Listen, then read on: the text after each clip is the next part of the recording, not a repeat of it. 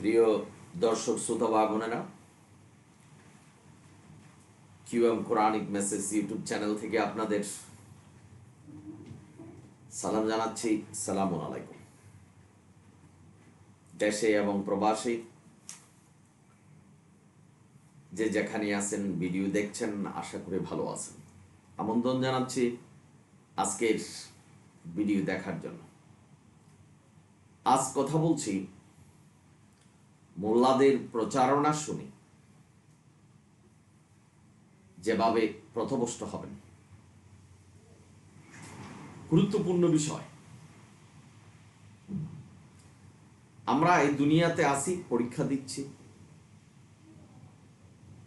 আমরা যেন পরীক্ষায় কামিয়াবি হতে পারি, এদিকে সব সময় খেয়াল দিতে হবে।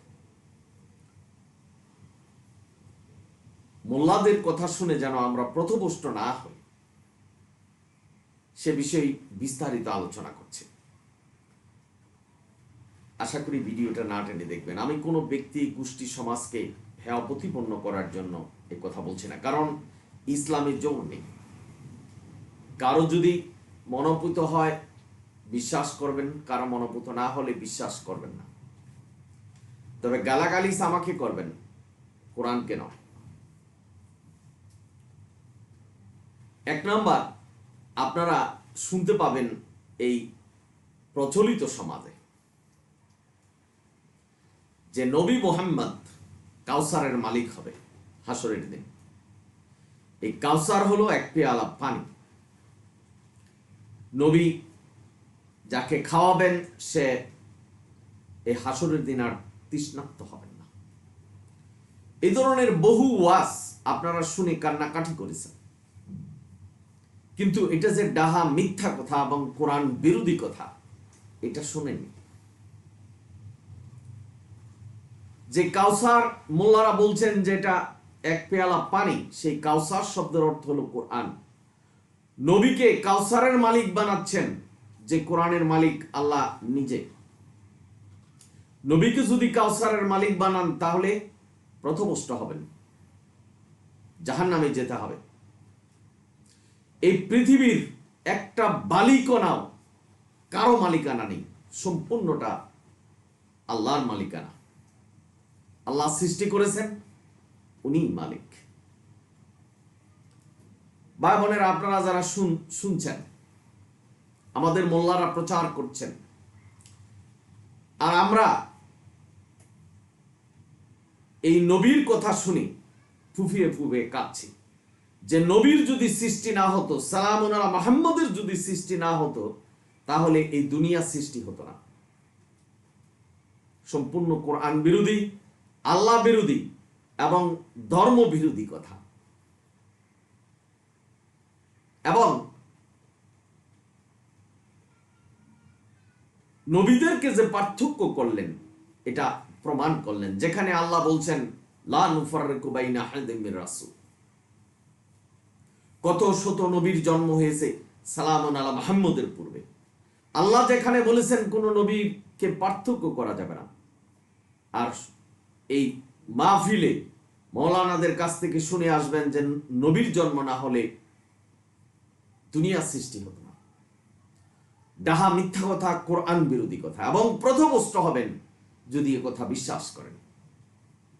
কারোর জন্য আল্লাহ দুনিয়া সৃষ্টি করেনি, দুনিয়া আল্লাহর ইচ্ছায় সৃষ্টি করেছেন, এবং আমাদেরকে সৃষ্টি করেছেন, এবং যত মাখলুকাত সৃষ্টি করেছেন সব আল্লাহর ইচ্ছায়। কারোর জন্য এই দুনিয়া সৃষ্টি করেনি। ভাই বোনেরা, আপনারা যারা শুনছেন,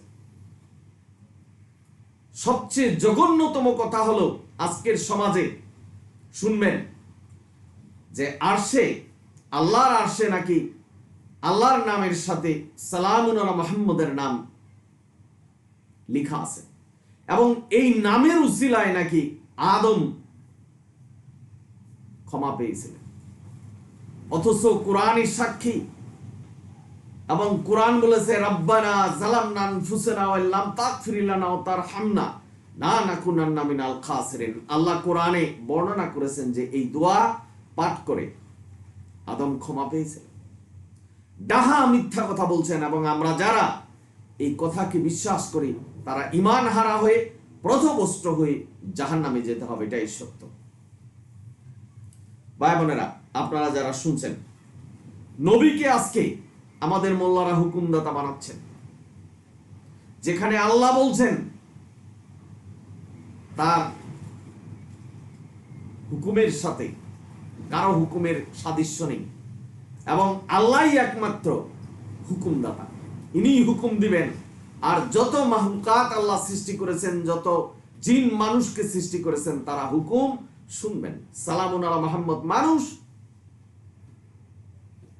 ইনি হুকুম শুনবেন, মানবেন আল্লাহ হুকুম, ইনি হুকুমদাতা নন। যদি কেউ বলেন যে বুখারী শরীফ, মুসলিম শরীফ এগুলি নবীর বাণী, নবী হুকুম দিয়ে গেছেন, পথভ্রষ্ট হবেন এবং জাহান্নামে যেতে হবে, এটাই সত্য। আরেকটা কথা খুব জোরালো ভাবে শুনতে পারবেন সমাজে, যে এই যে নামাজ নবী নাকি মেরাজ থেকে এনেছেন। প্রথমে 50 ওয়াক্ত ছিল, তারপরে মুসা নবী আল্লাহর কাছে বারবার পাঠিয়ে এটাকে কমিয়ে 5 ওয়াক্ত করে আমাদের কাছে এনেছেন। ডাহা মিথ্যা কথা, এবং এটা যারা বিশ্বাস করবেন পথভ্রষ্ট হবেন। কারণ নবী মেরাজে যাওয়ার পূর্বেও নবী নামাজ পড়েছেন, নামাজ ছিল। বাবানারা, আপনারা যারা শুনছেন, সুতরাং আল্লাহ এবং নবীর নামে যারা মিথ্যা বলে তাদের স্থান হবে জাহান্নামে। সুতরাং ভাই যারা শুনছেন, আমি তাদেরকে QM Quranic message YouTube channel থেকে সতর্ক করছি যে এই ধরনের কথাগুলি বিশ্বাস করবেন না, ঈমানে আনবেন না। যেটা কোরআনে নেই সেটা বিশ্বাস করবেন না, তাহলে পথভ্রষ্ট হতে হবে। নবী নাকি আল্লাহর সাথে সাক্ষাৎ করেছেন, কথা বলেছেন। দুজন ব্যক্তি পাশাপাশি বসে যেমন আলাপ করেছেন, নবী নাকি এরকম আলাপ করেছেন। আল্লাহ নবীকে কিছু দিয়েছেন, নবীও আল্লাহকে কিছু দিয়েছেন। আল্লাহকে দেওয়ার মতো কিছু নেই। আল্লাহ সৃষ্টিকুল থেকে প্রয়োজন মুক্ত।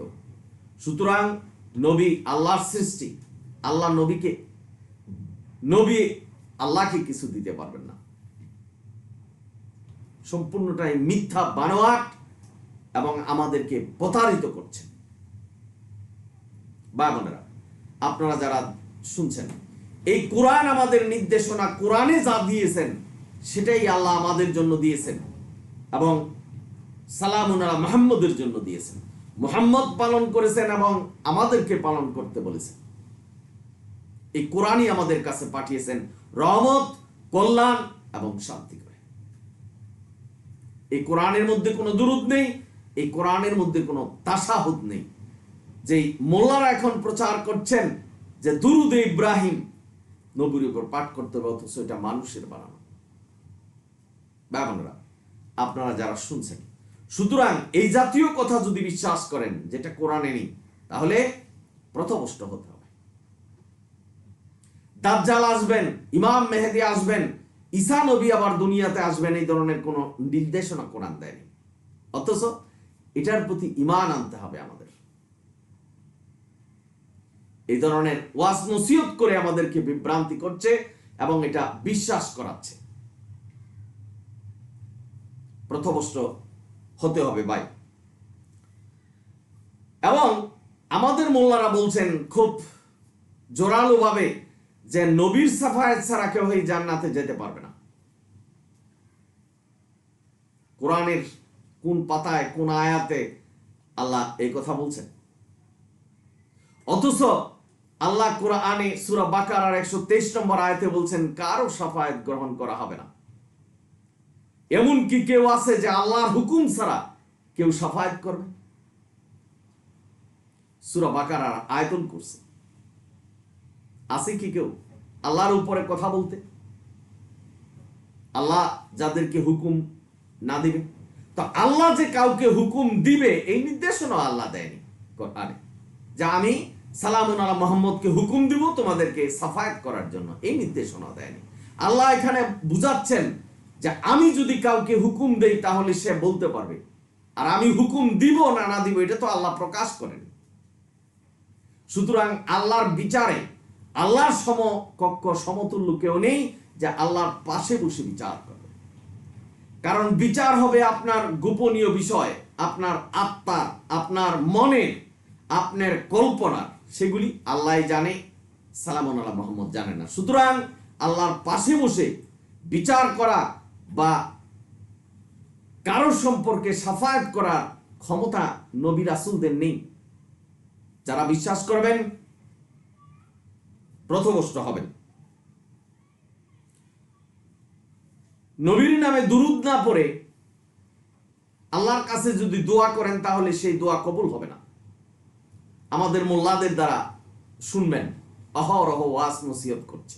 সুতরাং মানুষ আল্লাহর কাছে কিছু চাইতে হলে নবীর দুরূদ পড়ছেন, ভুলবশত পড়ছেন, মোল্লাদের প্রচারণায় পড়ছেন, তার মানে আল্লাহর সাথে সাদৃশ্য করা হলো, অর্থাৎ আল্লাহর সাথে তুলনা করা হলো যে নবীর নামে দুরূদ না পড়ে আল্লাহর কাছে কিছু চাইলে পাওয়া যাবে না। অথচ আল্লাহ বলছেন যে আমি ক্ষমার মালিক, আমি জান্নাত জাহান্নামের মালিক। কারো উসিলার প্রয়োজন নেই, কারো উপরে দুরূদ পড়ে আল্লাহর কাছে দোয়া করতে হবে না, সরাসরি আল্লাহর কাছে দোয়া করবেন, এই নির্দেশনা আল্লাহ দিয়েছেন।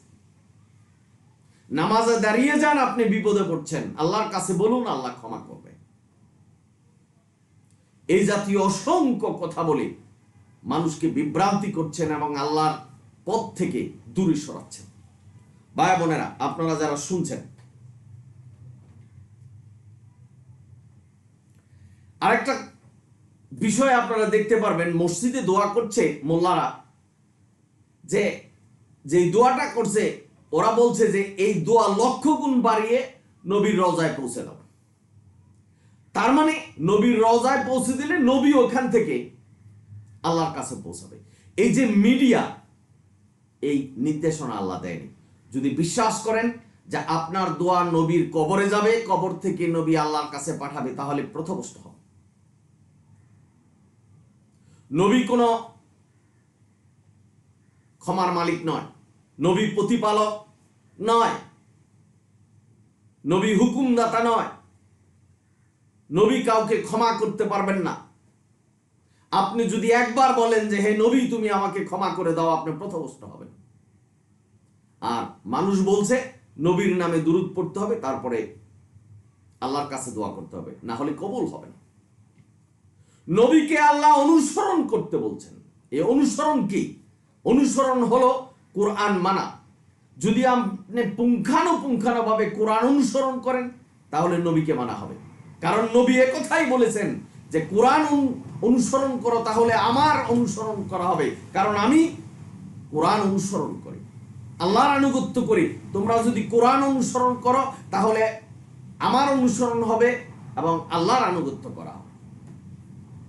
ভাই বোনেরা, নবীর কাছে শুধু দোয়া করবেন যে নবী আমাকে ক্ষমা করে দাও, আপনি পথভ্রষ্ট হবেন। হজে যারা নবীর রওজা জিয়ারত করছেন তারা দেখবেন যে ওখানে পুলিশ থাকে, আপনাকে বাহির করে দিচ্ছে। সালাম দিবেন, বাহির হয়ে যাবেন। ভুলবশত যেন ওখানে আবেগবশত যে নবীর কাছে কিছু চেয়ে না বসেন, যার জন্য এখানে পুলিশ পাহারা। আমার তো মনে হয় মনে মনে অনেক মানুষ নবীর কাছে কিছু চেয়ে বসেন, তাদের হজ এবং সব কিছু বাতিল হয়ে যায়। ভাই বোনেরা, আপনারা যারা শুনছেন, সুতরাং এই যে কতগুলি কথা আপনাদের বললাম, মোল্লারা যে প্রচার করে, এই প্রচারণা যদি বিশ্বাস করেন তাহলে পথভ্রষ্ট হবে।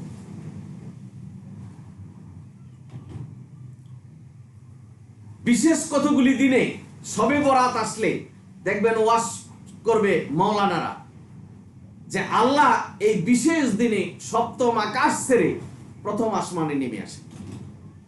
এই যে মিথ্যা প্রচারণা আল্লাহর নামে, পথভ্রষ্ট হবেন ভাই। আল্লাহ এমন সত্তা, যিনি যার কুরসিতে বসে একটা হাতের তালুতে আপনার যা আছে, আপনি যেমন দেখতে পাচ্ছেন এই সারা বিশ্ব ব্রহ্মাণ্ড, ওখানে বসে উনি দেখছেন। আর উনি কি সপ্তম আকাশ থেকে প্রথম আসমানে নেমে আসতে হবে? আমাদের মোল্লারাই প্রচারণা চালাচ্ছেন। আমি QM Quranic message YouTube channel থেকে আপনাদের বিশেষভাবে অনুরোধ করছি এবং মেসেজ দিচ্ছি যে এই জাতীয় কথাগুলি বিশ্বাস করবেন না, তাহলে পথভ্রষ্ট হতে হবে। আপনারা কষ্ট করে ইবাদত করছেন জান্নাতের জন্য, সেই ইবাদত বাতিল হয়ে যাবে, এটাই সত্য। ভাই বোনেরা, আজকে অসংখ্য এই আজকের সমাজে মোল্লারা এই জাতীয় যা কোরআনে নেই সেটাই প্রচার করছেন, আর মানুষ বিশ্বাস করছেন এবং ঈমানে রাখছেন। কি করে? কাউসার শব্দের অর্থ ইন্না আতাইনাকাল কাউসার, এই কাউসার শব্দের অর্থ হলো কোরআন। তারা বলছেন এক পেয়ালা পানি, সেই হাসরের দিন নবী তার মালিক থাকবেন। পৃথিবীর একটা ধুলা কণার মালিক কেউ নয়, আল্লাহ। বিশ্বাস করবেন, পথভ্রষ্ট হবেন। সুতরাং ভিডিও লম্বা হচ্ছে, আশা করি বুঝতে পেরেছেন। সমাজে এই জাতীয় অনেক কথা চলছে যেগুলি বিশ্বাস করলে আপনি কোরআনের আয়াতের অস্বীকারী হবেন, আল্লাহর নামে মিথ্যা বলা হবে, নবীর নামে মিথ্যা বলা হবে। সুতরাং সাবধান থাকতে হবে। আমি বলছি আল্লাহকে মানতে হবে, মোল্লাদের নয়। যে যাই বলুক, এই ফুরকান, কোরআনের নাম ফুরকান, ফুরকান দিয়ে যাচাই করতে হবে যে এটা কোরআনে আছে বা না। এই মেসেজ দিয়ে আজকে শেষ করছি। যদি ভিডিও ভালো লাগে সাবস্ক্রাইব এবং শেয়ার করবেন। অনিল হামদুলিল্লাহ রাব্বিল আলামিন। সালামুন আলাইকুম।